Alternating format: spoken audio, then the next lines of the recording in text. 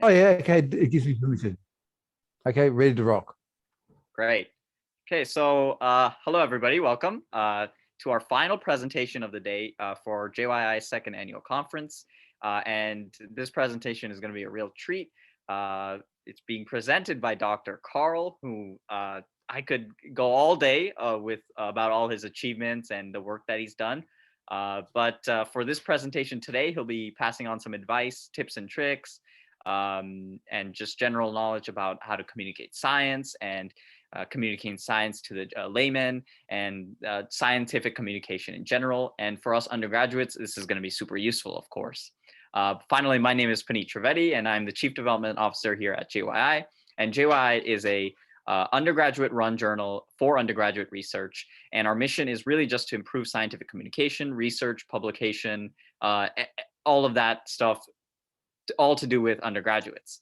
And if you're interested, you can always visit our website, jyi.org, to apply for any open positions. We're always looking for new and talented individuals to come and join and help us fulfill this mission statement. So now with that being said, I'm going to hand it over to Dr. Karl, and thank you all for joining us. Ahoy, hello. My name's Karl Krasinski. I've been doing science communication for 4 decades in radio, TV, newspapers, and I've written 47 books. So I'll go into the screen sharing mode now. And here we go, and screen sharing. And I am now in screen sharing mode. And at this stage, you should, hang on, let's get this right over here. You should be seeing a picture of a penguin feeding her baby. Is that correct? Yeah, I can confirm. Yeah, I shot that footage on one of my trips down to Antarctica. Now, I'm a bit single, and you can see an image of me at the side of the screen. Is that still there? Yeah, you're there? Yeah. So there's a little image of me somewhere on the screen as well. Yes, right-hand for me, yeah. Okay, wonderful. Okay, so let's start on doing a bit. So I've been doing science communication for 40 years. So let's just sort of dive in and see where we end up. So here you can see a bunch of cities on a map of the world. Hang on, let's just get this to work properly. Go. Here we go. So here you can see a bunch of cities on a map of the world. And you'll see names like New York and Cordova and Fez and Mohenjo-Daro, and you're trying to think what is common to all of these cities. And at one stage in the last 10,000 years, each of these cities was the largest city in the whole world and the head of a mighty empire. And over time, they all faded away. Who's ever heard of Merv? Well, some of you have, but most of you have not. Now, one thing about all of these cities is that they're all in the northern hemisphere. None of them in the southern hemisphere. What we have in the southern hemisphere, besides the 2 other big land masses, is we have Australia. And back in the 1920s, our colonial masters thought that Australia was good for only one thing, which was wheat. After a little while, they even sort of worked out where the wheat could be possibly grown. And they thought, we could also have some sheep here. And this part here that occupies more than half of Australia, well, that's only good for no sheep. That's all it's good for, no sheep. And they had no idea. That's just how ignorant they were back in the 1920s, possibly only a little bit less ignorant today. And so for our third example, what is common to all of these areas in purple violet on the screen? And these are the only states in the entire planet that see education as a worthwhile investment for the next generation and therefore have free education. And in my case, I was lucky enough to grow up in one of these states when we did have free education, and I've had 28 years of education for free, including 16 years at university. And so you should also have access to free education because I mattered and you matter. You matter until, of course, you multiply yourself by the speed of light squared, then you energy. Big joke. E equals mc squared. which came from Albert Einstein.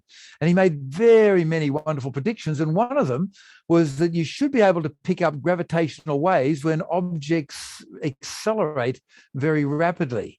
And so with the gravitational waves, we first picked up some that began 1.5 billion years ago, 1.5 billion light years away, when two black holes, each around 30 times the mass of the sun, smashed into each other to create another black hole that didn't have quite as much mass. If you add the numbers, you'll see that you're missing 3 times the mass of the sun, and that 3 times the mass of the sun got turned into pure energy in 1/10 of a second. And so for that brief instant of 1/10 of a second, that event put out 50 times, 50 billion trillion times of all the stars in the universe. That's how much energy it put out, more than all of the stars in the universe put together. And since then, we've picked up a whole bunch of gravitational waves.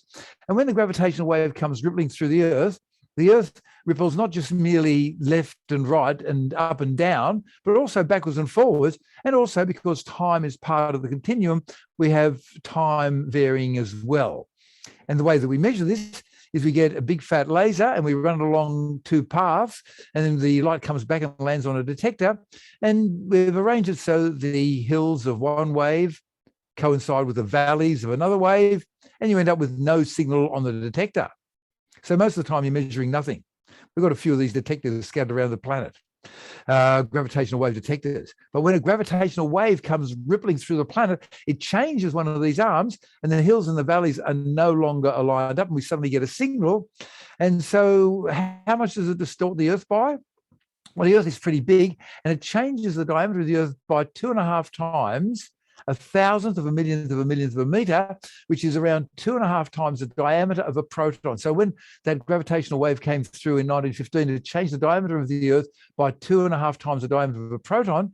But the LIGO observatory arm has got an arm that's only 4 kilometers long. And so it changed by a smaller amount. How much did it change by? 1/10,000th the diameter of a proton. Isn't that amazing that we humans can actually measure 1/10,000th of the diameter of a proton? So these gravitational waves, now that we can detect them, the next obvious step is how long before we can make gravitational waves so that we can make a hoverboard, as in Back to the Future 3. Now, there's a special Australian relevance to this event because back on the 14th of September 2015, the Australian Prime Minister, Tony Abbott, was deposed, and a few hours later, a gravitational wave rippled through the Earth. And the obvious question is, who were the authors of that gravitational wave paper? Obvious question, obvious. And so if you look at the paper, it's got a few thousand authors who work at institutions around the world, and they wrote a paper with an abstract, and the names of the first 3 authors were Abbott, Abbott, and Abbott. A coincidence? I don't think so, after all. There's 24 hours in a day and 24 cans in a slab of beer. That's not a coincidence either. Now, what happened to our Prime Minister? Did he turn into a scientist? Well, if he did, he would have realized that what's really important is coffee. Coffee is God's way, or the universe's way, of turning thoughts into theorems and theories. Now, the good chemical in coffee is called caffeine, and you'll notice that there's a CH3 group at the top and the bottom left and the right, and they're methyls, so the chemical is called something trimethyl. Well, and that big lump in the middle with the nitrogen atoms, that's called a xanthine. And because the methyl groups are at the 1, 3, and 7 positions, it's called 1,3,7-trimethyl-xanthine. And it's a vasoconstrictor, which means that it closes down the blood vessels. Now, there's another substance taken in great quantities by the human race known as chocolate. And the active chemical in that is called theobromine.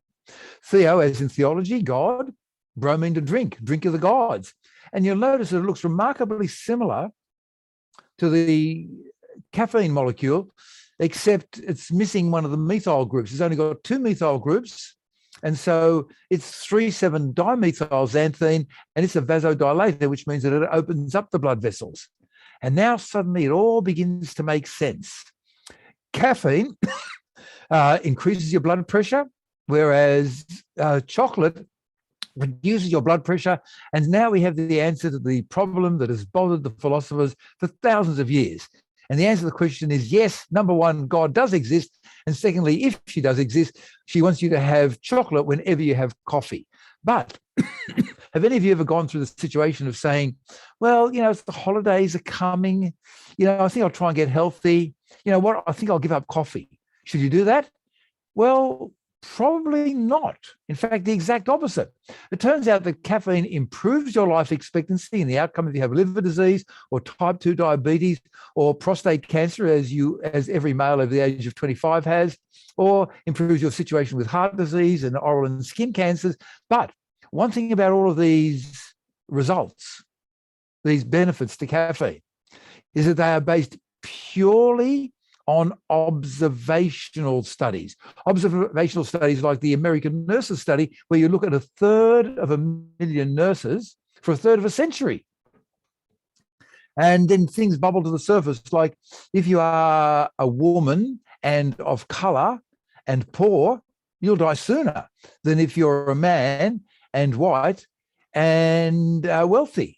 And if you smoke cigarettes, you'll die sooner. And if you do exercise, you'll live longer, and so it goes on.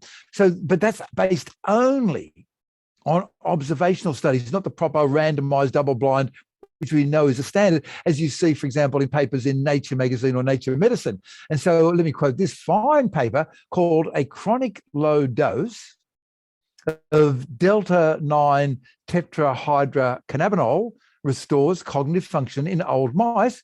Or, to put in plain English, a little cannabis every day keeps brain aging at bay.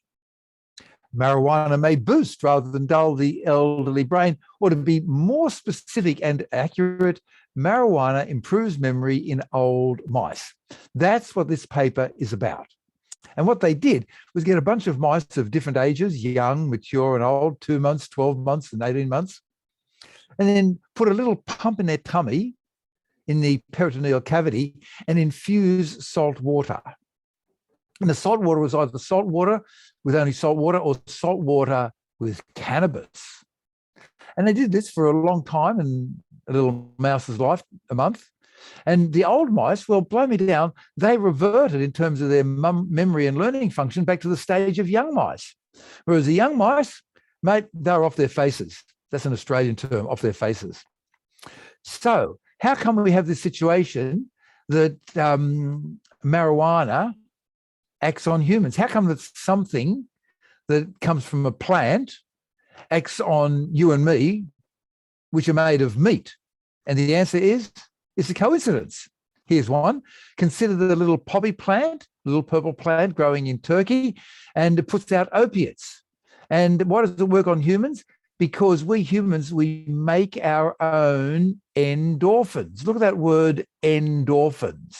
Endorphins is short for endogenous, and endo means from within, genus, generated, and morphine. We make our own endogenous morphine, get rid of the genus and morph, and you shorten it down to endorphin, we make our own morphine, opiates. And that's why opiates relieve pain, because we already make our own opiates and have opiate receptors. And in the same way, the reason that cannabis and cannabinoids work on humans is because we make our own natural cannabinoids. We only discovered this in the last 15 years. They're all over the place. They're in the type 2 immune response and the maturation of the central nervous system and neurogenesis and programmed cell death or apoptosis and catecholamine metabolic process. Everywhere in the human body you look, there are cannabinoid receptors. I only discovered this recently. So with regard to, for example, nerve connections and synapses in the brain, as you get older, they tend to break down. And in the case of the mice, the old mice reverted to the stage of young mice. Have a look at something else, DNA. What is DNA? It has got genes. And as you get older, the genes don't express themselves so well. Take a bit of cannabis, blow me down, you get the gene expression of young mice. Now, what happens with the endocannabinoid system, it starts off very powerful once you hit puberty, and then it begins to fade away once you get really old, say about 22 or 23. Then you're pretty well over the hill. If you're still alive after 25, count yourself lucky. And it just gets weaker with time. And there is a theory, a hypothesis rather, that low-dose cannabis can rejuvenate the human brain, and there are some studies done this with humans, but here's some disclaimers. First disclaimer is that the good effects were very variable. Some of the mice were out there playing triple blindfold chess with 15 people at a time, and some of them didn't even know what time of day it was. Secondly, and I know this sounds pretty obvious, mice are not humans, and a good example of that is Alzheimer's disease. Yes, mice get Alzheimer's disease, and we've got about 1,000 drugs that treat Alzheimer's disease really well in mice. And of those 1,000 drugs, 997 do not work in humans, and the other 3, they might work and they might not work, but the side effects are pretty bad. Third disclaimer, Paracelsus said this 500 years ago, all drugs are poisons, what matters is the dose. So a little bit might be good, but too much might be bad. And then finally, the human brain actually matures in the 20s. So people in their puberty to 20s period should not take cannabis because the brain is busy cooking and it can interfere with memory. And we've all had that situation where we have problems with our memory, where you walk out the front door and you forget where you parked your car or your bike, or you go to the kitchen to get a drink and you forget why you went to the kitchen. And then you finally work out you went to get a glass of water, you return with a glass of water, and you come back to what you were doing. You think, well, what was I doing? Is your problem that you are suffering dangerously low blood levels of cannabis or have early onset dementia? No. The problem is the doorway. Let me explain. Firstly, the universe is dangerous. It's out to get you. Nothing personal, just like they say in The Godfather, nothing personal, it's just business. The universe is going to get you. So you continue looking out for threats. And secondly, the universe is big. It's huge. So there are so many threats coming in that you have to develop algorithms to block out and simplify what's coming in. And so one of these algorithms relates to doorways. And here's the press release, a brilliant press release called Walking Through Doorways Causes Forgetting. And you think, how on earth did they come up with such a brilliantly elegant title for a press release? They might have plagiarized it from the paper called Walking Through Doorways Causes Forgetting. That's just a guess. So they built a house. They got hold of a house, and wherever you see an X, that's where they have a table. The table's very important. And you can see that there are walls. And if you know anything about architectural drawings, you can work out there's windows and the things that swivel around their doors. You got the picture? So look at that down in the bottom right-hand corner. You've got 2 tables there, X and X, and you got other tables in other rooms. So what they did was get people to go into this house and pick up an item and put it into their backpack. And the items are really stupid, not regular items like a cup of tea or coffee, but different geometrical shapes, the different colors. And you might have a blue wedge or a red cube, weird stuff. And you put it into your backpack and you go to a new location, which might be in the same or a different room. And if you went through a doorway into a different room, you would forget. Let me illustrate. Here you are down in the bottom left-hand corner. You put something in your backpack. You take 3 steps, 1, 2, 3. There you are. You arrive at another table and you think, yes, of course, I have a yellow cube in my backpack. And then you have not forgotten. Wonderful. So let's try going a little bit further.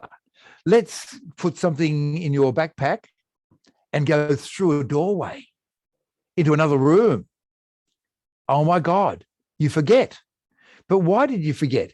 Was it because of the distance or the room or the doorway? So let's do what they call a blockie in Australia, where you drive around in a car around the block over and over, trying to impress people how cool you are by driving with your car with the radio up really loud and the windows down low, playing Adele, her latest album 30.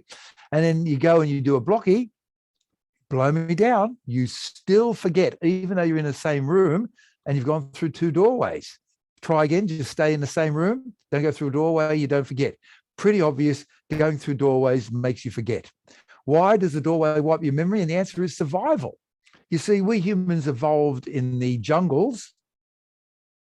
Unless you're born and again fundamentalist, gun-toting redneck Christian from Texas, in which case evolution happened 5,000 years ago, and there's no such thing as evolution. But we evolved in the jungles of Africa, where the threat is the killer gorilla. And after a while, we evolved to lose our body hair. This happened about 2 million years ago. We lost our body hair, And so the protein in the hair went into our brain and we started getting smarter.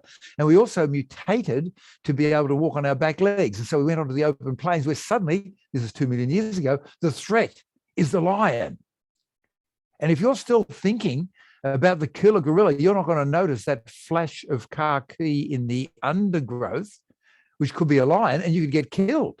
So we got wired up by evolution that when you changed your environment, this is a hypothesis, that when you change your environment, you completely forget everything from the past.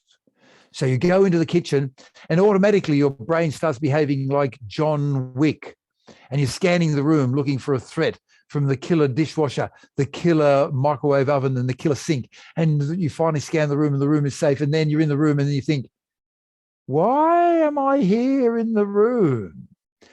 Yes, the doorway made you forget. Is the cure an open plan house? Should we ban doors? And right now, I'm going to stop. Okay, I'm stopping.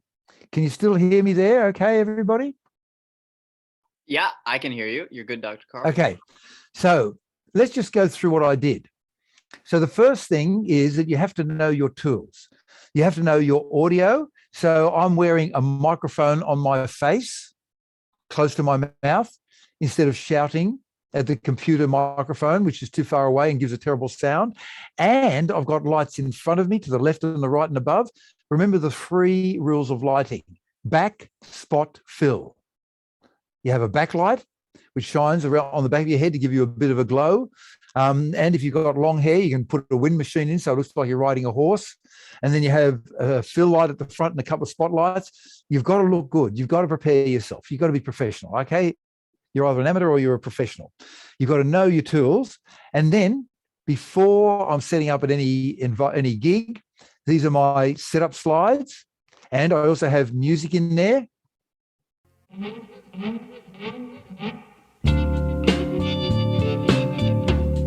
Could you hear that music? Yeah.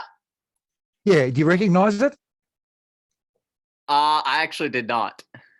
Booker T and the MGs from Scratch My Back, from the Blues Brothers. Do you remember the Blues Brothers movie? No. Part of your education that you need to fix. So I've got music as part of my setup slide, so I know that my audio and my visuals are working. Then this slide here is for resolution. See down the bottom of the screen in blue, there's different resolutions popping up and different colors. And then this one here is called the phasing. See that gray screen? So then when you're setting up at a live gig, you say to the AV person, oh, your phasing looks good, but if the gray looks even, and if it doesn't look even, you say, oh, your data projector is a bit old. And I'll normally say, oh, yeah, the lamps, we're going to replace it soon. Then over here, you can see the red colors. And at the top, you know, the reds blend into each other at around 95. The greens blend into each other in the right middle at around 70, 60. And the blues blend into each other around 95. And that's part of your setup. And you can tell whether you got a good or a bad data projector, Morse color. In this case, with the man in the top left, you should be able to see just the slightest amount of flaring on his cheekbone. And the woman directly below him, you should see just the tiniest amount of flaring on her nose. And then skin is a really good balance. Here, you should be able to see the black trouser leg against the black cushion. Can you see that? Yeah. Yeah, that's good. And over here, you see the resolutions down to 8 point up at the top left. And here's a color for red. So this is me with my daughter in the Antarctic at midnight. And here we are in the Antarctic at midnight. And here I am taking a photograph of my daughter's sunglass in the Antarctic. This is my setup slides. And always I have this video rolling at the beginning for 2 reasons. Firstly, to entertain the audience. And secondly, to give them something interesting to watch out, which is a mother penguin vomiting into the mouths of her babies. Next, in presentation skills, with regard to your audio and video, you have to know the difference between a 3.5mm stereo mini pin and XLR. And you're smart. You don't know it at the moment, but you have to know that. Now, the next thing in presentation is you got to have content. Without content, you got nothing. But is content 100%? Well, on one hand, yes, because if you got content, you got nothing. But then you've also got to have personality. You can't just simply get up on stage and then talk in an even monotone without raising your voice or your timing and just keep talking like this all the way through. But most importantly as well, there's a lot of most importantly, you got to have segues. Segue is, did you notice how how I went seamlessly from gravitational waves into coffee, into chocolate, into coffee, into cannabis, into doorways and forgetting? And so what you've got to remember is that when you're on stage, you're no longer just a scientist, you're an artist. And art is not a democracy, it's a dictatorship. Briefly, you're in charge. There's this relationship you do with the audience. They let you be in charge, but in return, you've got to give them a good time. And so you have to take that responsibility. You are in charge. You can't just let it drift. You have to be in charge. You have to take over. And not everybody can be the world's best presenter. I certainly am not. But at least you can be competent. You can practice doing with things in a different accent, and you can practice with funnies. And I highly recommend, you got to have some jokes at the beginning, that you do a comedy workshop.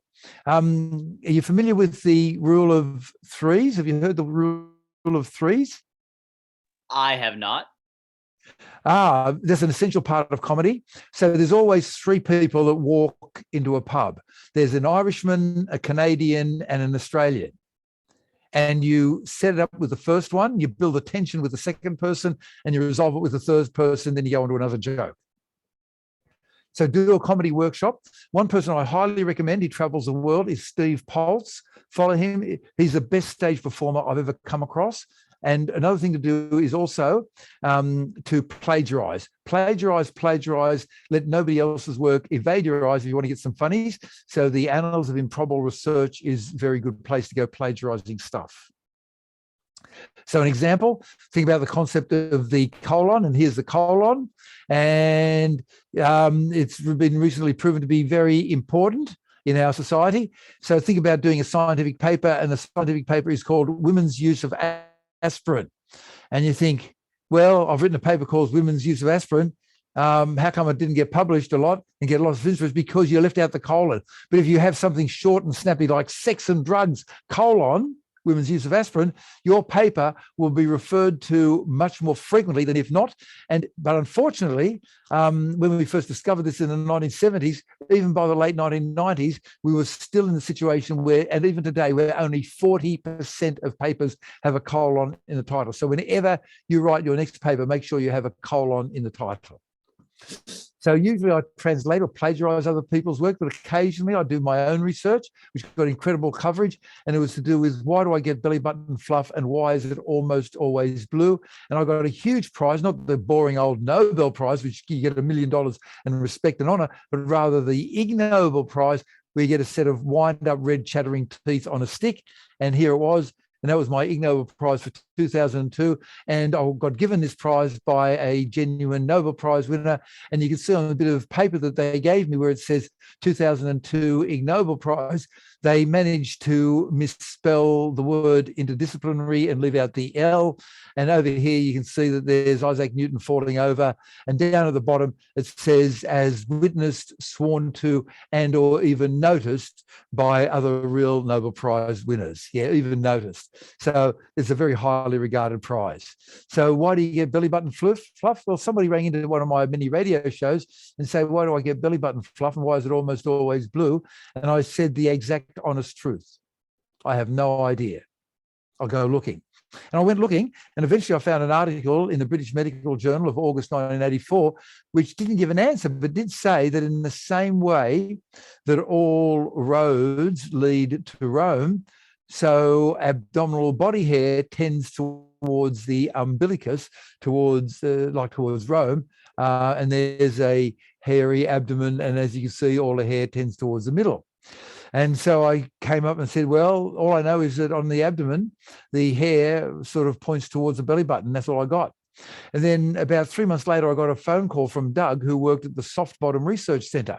Now, he wasn't the sort of person going around poking people in the buttocks with a little pen to work out how soft or hard their bottoms were, but rather he worked at the Soft Bottom Fish Habitat Research Centre. We're dealing with fish that either lived on soft sandy bottoms or hard rocky bottoms. And we set up a survey entirely at my own expense, and we got 5,000 people to come in, and 3,500 of them generated belly button fluff. And overwhelmingly, men had belly button fluff and women tended not to. But overwhelmingly, again, 80% of people with belly button fluff had a snail trail, which is Australian slang for pubic hair arising from the pubic area up towards the belly button. And the prime suspect was a slightly overweight, middle-aged male with a hairy abdomen, because that helped carry whatever it is towards the belly button. And the simple answer is why belly button fluff is blue is because clothes are blue. We did come up with a few different other things, though. The washing machine is important. If you've got a front-loader washing machine, which is gentle on your clothes, you get less belly button fluff. But if you've got a top loader, you get more. There was a case of somebody with a navel ring, N-A-V-A-L ring, or E-L ring. And this was a young, skinny female, aged in her teens, who had absolutely no body hair, but used to wear very tight T-shirts and used to have lots of belly button fluff until she put a ring in her navel, and then suddenly she had no more belly button. And we think it was because the navel ring acted like a little tent pole holding the T-shirt up and stopping whatever it was going across into the actual belly button. We did have a theory that where the belly button fluff came from, why it was different colors, was that different parts of your body expel stuff in different colors. So your nose puts out browny stuff, and your bottom puts out browny stuff, and your urethra puts out yellowy stuff, and your nose puts out greeny, snotty stuff, and maybe your belly puts out blue stuff. Don't like that theory. And we also had somebody ringing in and telling us of an incident where there was a brother and sister living together, and the sister was going out for the night in the then popular midriff exposing outfit, when the brother said to her, "Hey sis, you've got some belly button fluff," and then she immediately went to the bathroom, cleaned out her belly button with some of her fingernail, and then used not hers but his electric toothbrush. And in result, he came down with the worst fungal infection of his mouth that he'd ever had in his whole life.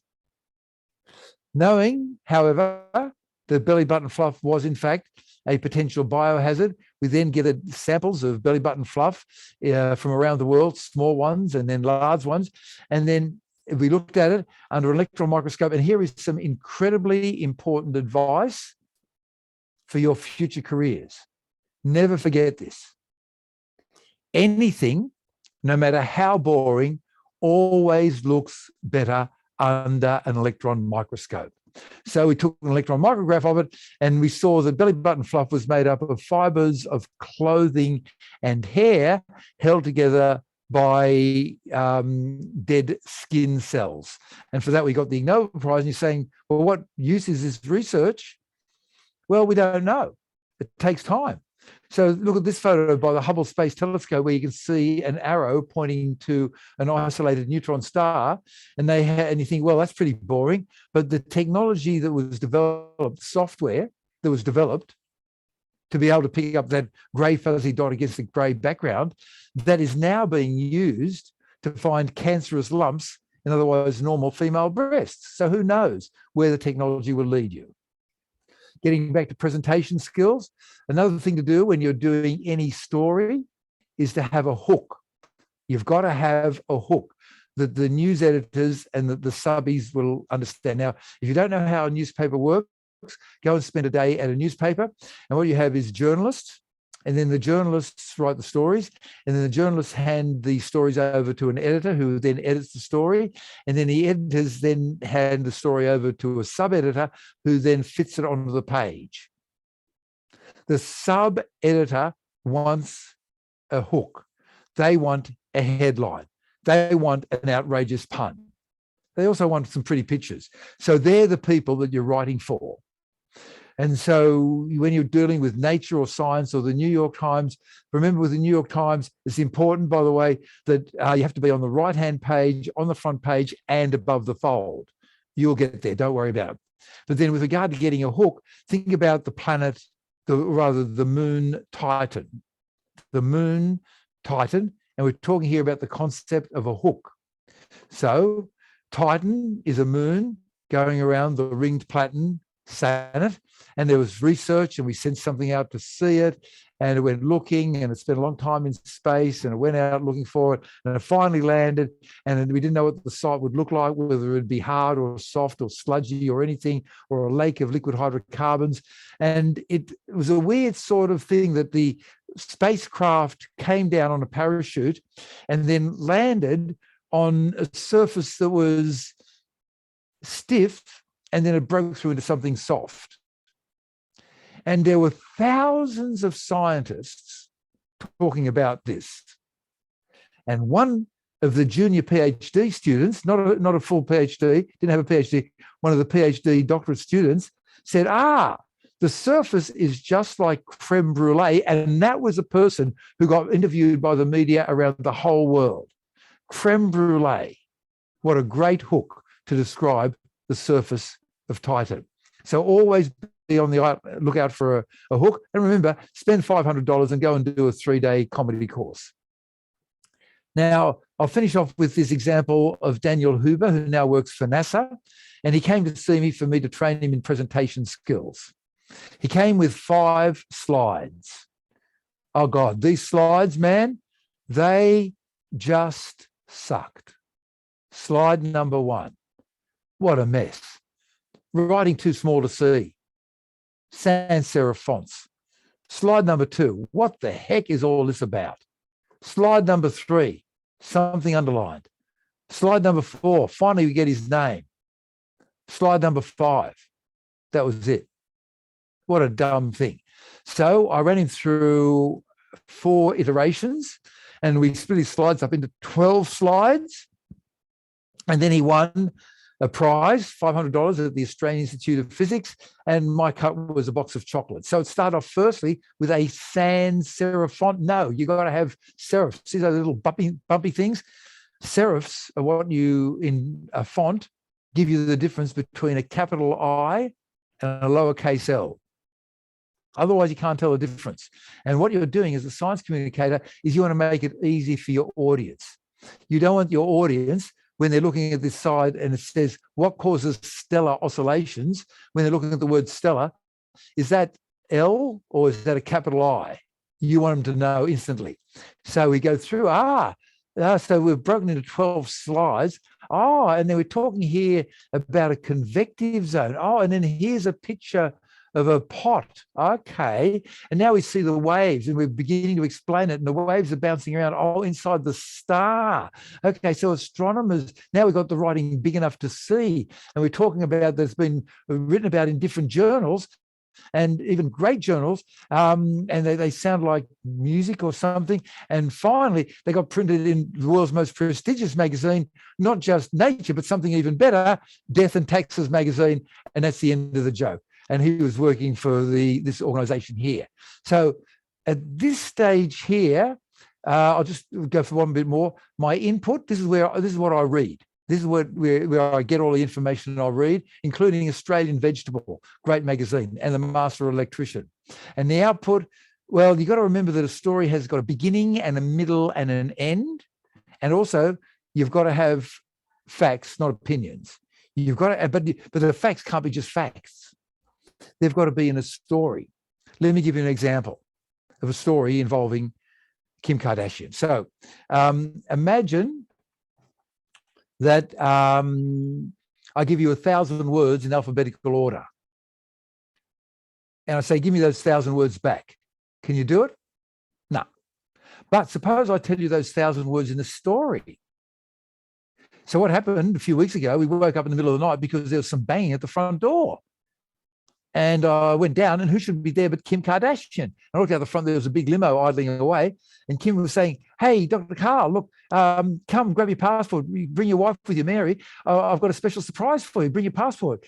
And I said, okay. So we went in a limo to the airport, and then she had her own private jet. I've never been in a private jet. And then we flew all the way to Washington, D.C., where we had a nude mud bath with President Joe Biden and all the other world leaders, who it turns out are actually shape-changing reptiles from the planet Zog. I'll just stop. If I were to ask you to tell me that story back, you could do it. But if I were to ask you to tell me the words that made up that story, you could not. So you can't give facts. You've got to give a story. And how do you get writing for these organizations like New Scientist or Cosmos? POTS, plain old telephone system. Give them a ring. Emails just vanish. They get millions. Just ring them on the phone. Do radio, TV, everything you can. Start working, social media. I'm working in TikTok and Instagram. And with TikTok, you want to get into TikTok because the audience is primarily under the age of 20. They're 2/3 female. My audience is 80% Australian, 20% New Zealand. It's changed a bit. And the thing that's annoying about TikTok is that they'll watch only half the video and then start asking questions. But you've got to get onto TikTok for the following reason. There was a study looking at females aged 9 to 17 and their experiences in the first 35 minutes on TikTok. In their first 35 minutes on TikTok, 90% got told lies about COVID and 2/3 got told lies about the vaccines. If you're not going to go onto TikTok and fix up those lies, you're letting evil win. All it is required for evil to win is the good people do nothing. If you don't go onto TikTok, you're letting the evil people win. And so on TikTok, my videos get different sorts of views. The one about black holes got 50,000. The one about diet drinks make you drunker, 3.5 million. Most people just lurk on TikTok. And here's some of my videos on TikTok. And at this stage, I think I'll just stop and go into the Q&A session of things and stop sharing and coming out. And I'm back. Am I back again?